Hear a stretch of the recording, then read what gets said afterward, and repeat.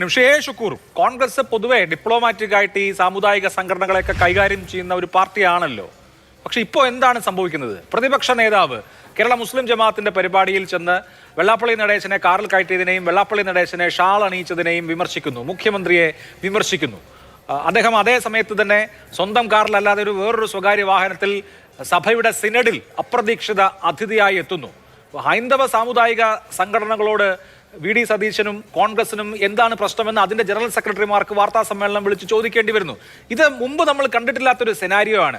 Congress party ഇങ്ങനെ തന്നെ മുന്നോട്ട് പോകാനാണോ തീരുമാനിച്ചിരിക്കുന്നത്? അല്ല, അഭിലാഷ് ഇപ്പോൾ പറയുന്ന ചോദ്യങ്ങൾക്ക് എന്നോട് ചോദിച്ചതിന് മറുപടി പറയുമ്പോൾ കൃത്യമായൊരു കാര്യം പറയട്ടെ. എന്തുകൊണ്ടാണ് സതീശൻ, ബഹുമാന്യനായ പ്രതിപക്ഷ നേതാവ്, ഈ കാന്തപുരം അദ്ദേഹം നടത്തിയ ആ യാത്രയുമായി ബന്ധപ്പെട്ട് ഇത്തരത്തിൽ അങ്ങനെ പ്രസംഗിക്കാനുണ്ടായ സാഹചര്യം എന്തായിരുന്നു? കേരളത്തിൻ്റെ മുഖ്യമന്ത്രി അവിടെ മനുഷ്യ സ്നേഹം വർദ്ധിപ്പിക്കാൻ, മനുഷ്യന് വേണ്ടിയുള്ള എന്താ പറയുക, ഒരു സൗഹാർദ്ദ അന്തരീക്ഷം നമ്മുടെ കേരളത്തിൽ വളരണം, ആ രൂപത്തിൽ ഉണ്ടാകണം എന്നാഗ്രഹിച്ച ഒരു ആത്മീയ നേതാവ്, അദ്ദേഹം നടത്തിയ ആ യാത്രയിൽ മുഖ്യമന്ത്രി പറഞ്ഞത് എന്തായിരുന്നു? മുഖ്യമന്ത്രി പഴയ ഈ നാട്ടിൽ സാമുദായിക കലാപങ്ങളുടെ നാടല്ലായിരുന്നു. എന്നാൽ പഴയ കാലത്ത് സാമുദായിക കലാപങ്ങൾ ഉണ്ടായിരുന്നു. അത് പേരെടുത്ത് ഞാൻ ആ പേരൊന്നും ആവർത്തിക്കാൻ ആഗ്രഹിക്കുന്നില്ല. സത്യത്തിൽ അതെല്ലാം നമ്മുടെ നാടിന് ദോഷം ചെയ്തതാണ്. നമ്മുടെ സാമൂഹ്യമായ ഐക്യവും നമ്മുടെ സ്നേഹവും നമ്മുടെ സ്പർദ്ധയില്ലാത്ത അവസ്ഥയും ഉണ്ടായിരുന്ന മാറ്റപ്പെട്ട സാഹചര്യങ്ങളെ സൃഷ്ടിച്ചതാണ്. അത് വീണ്ടും ഉണ്ടാകണമെന്ന് നമ്മൾ ആരും ആഗ്രഹിക്കുന്നില്ല. പക്ഷേ കേരളത്തിൻ്റെ മുഖ്യമന്ത്രി അതവിടെ അങ്ങനെ പരാമർശിക്കുമ്പോൾ കേരളത്തിൻ്റെ മുഖ്യമന്ത്രി മതേതരത്വത്തിൻ്റെ വക്താവാണ് എന്ന തരത്തിലേക്ക് പോകുന്നത് കണ്ടപ്പോൾ അതവിടെ ഉണ്ടായ മുഖ്യമന്ത്രിയുടെ വീഴ്ചയും പാളിച്ചകളും ചൂണ്ടിക്കാണിക്കണ്ടേ? അതൊരു സാമുദായിക നേതാവിനെ ആക്രമിക്കുകയാണോ? അല്ലല്ലോ. അങ്ങനെ ഒരു സംഭവവും അങ്ങനെ അതിനെ ഇൻ്റർപ്രറ്റ് ചെയ്തെടുക്കാൻ കഴിയുമോ? അങ്ങനെയാണോ? അത് മുഖ്യമന്ത്രി പറഞ്ഞ കാര്യങ്ങൾക്ക് അത് മനസ്സിൽ വെച്ചുകൊണ്ട് തന്നെ അത്തരമൊരു സാഹചര്യം നമ്മുടെ നാട്ടിൽ ഉണ്ടാകാതിരിക്കാൻ മതേതരത്വം എന്ന് പറയുന്ന ആ സങ്കല്പം അതേപോലെ അതിന് പരിരക്ഷ കൊടുക്കാൻ, അത് നിലനിർത്താൻ വേണ്ട സാഹചര്യം ഉണ്ടാക്കേണ്ട മുഖ്യമന്ത്രി എങ്ങോട്ട് പോയി എന്ന് ചൂണ്ടിക്കാണിച്ചതല്ലേ? ആ ചൂണ്ടിക്കാണിച്ചത് ഏതെങ്കിലും വ്യക്തിയെ ആക്ഷേപിക്കാൻ വേണ്ടിയാണോ?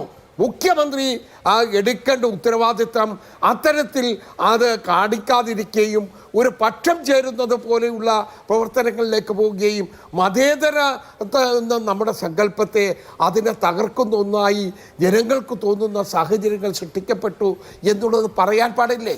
ഒരു പ്രതിപക്ഷ നേതാവ് പറഞ്ഞുകൂടെ? അതിനു മുമ്പ് ഒരു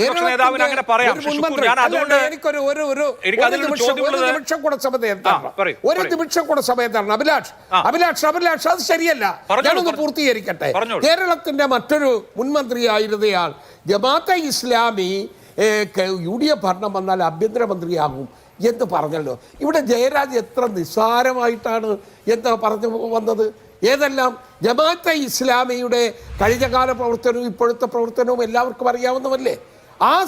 അതിനെ കഴിഞ്ഞ 10-25 വർഷക്കാലം കൂടെ കൊണ്ടു നടന്ന പാർട്ടിയും അതിന് നേതൃത്വം കൊടുത്ത സംസ്ഥാന ജനറൽ സെക്രട്ടറിയും ആയിരുന്നില്ലേ പിണറായി വിജയൻ?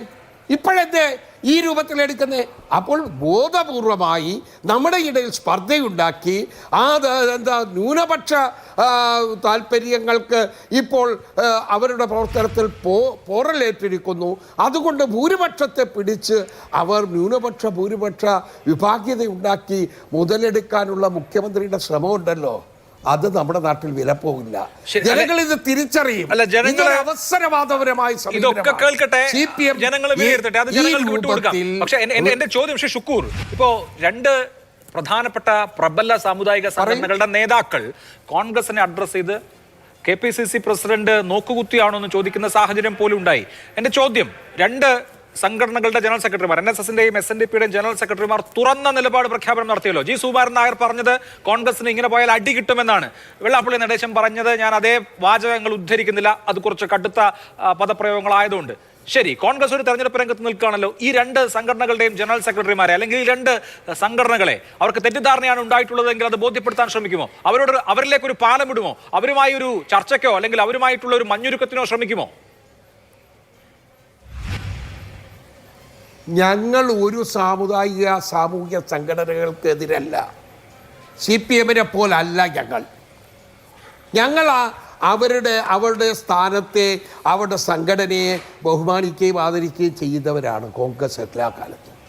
ഞങ്ങൾ പറഞ്ഞതിനെ മറ്റൊരു രീതിയിലേക്ക് വളച്ചൊടിച്ച് ചില ആളുകൾ വ്യക്തി താല്പര്യത്തിൻ്റെ അല്ലെങ്കിൽ സങ്കുചിതമായ താല്പര്യത്തിൻ്റെ ഭാഗമാകാൻ വന്നാൽ അവരുടെ ആ വ്യക്തിപരമായ അത്തരത്തിലുള്ള ആ താല്പര്യങ്ങളെയും സങ്കുചിത താല്പര്യങ്ങളെയും നമ്മൾ തുറന്നു കാണിക്കേണ്ടി വരും.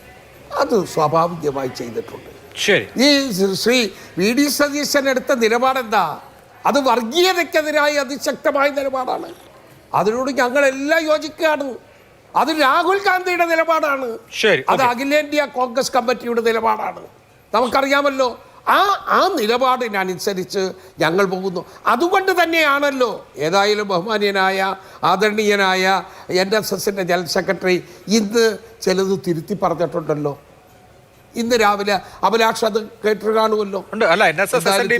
VD സതീശനെതിരെയുള്ളതല്ല എന്നാണ് പറഞ്ഞത്. പറഞ്ഞ വാചകങ്ങളൊന്നും തിരുത്തിയിട്ടില്ല. സാമുദായിക സംഘടനയ്ക്ക് ഒരു സഭയ്ക്കും ഒരു ആത്മീയ നേതാക്കന്മാർക്കും ഞങ്ങൾ ഒരിക്കലും എതിരല്ല. ഞങ്ങളതെല്ലാം അംഗീകരിക്കുന്നവരാണ്. പക്ഷേ അങ്ങനെ അംഗീകരിച്ചു പോകുമ്പോൾ ഞങ്ങൾ എടുക്കുന്ന നിലപാടുകളുടെ അത് ഇപ്പോൾ കൊള്ളരുതാത്തതാണ്. മുമ്പ് ഞങ്ങൾ അതായി CPM സ്വീകരിച്ചാൽ അത് നല്ലതായിരുന്നു എന്ന് പറയുന്ന ഈ തട്ടിപ്പുണ്ടല്ലോ, ഈ എന്താ പറയുക ഇരട്ടത്താപ്പുണ്ടല്ലോ, ഇത് ജനങ്ങൾ തിരിച്ചറിഞ്ഞുകൊണ്ടിരിക്കുകയാണ്. ശരി, ഓക്കെ, ഒരു സംശയം വേണ്ട. നമുക്കിതെല്ലാം കാണാൻ കഴിയും. ഏതായാലും മൂന്നാം തവണ അധികാരത്തിൽ വരാൻ വേണ്ടിയുള്ള പരിശ്രമമാണല്ലോ നടത്തുന്നത്. അതിന് ഇത്തരത്തിലുള്ള ഒരു വിദ്വേഷത്തിന്റെ അവസ്ഥ ഉണ്ടാക്കണമോ? സമൂഹത്തിൽ വിഭജനത്തിന്റെ ഒരു സ്പർദ്ധ ഉണ്ടാക്കണമോ? അതിലേക്ക് CPM പോകുന്നത് എന്തിന്?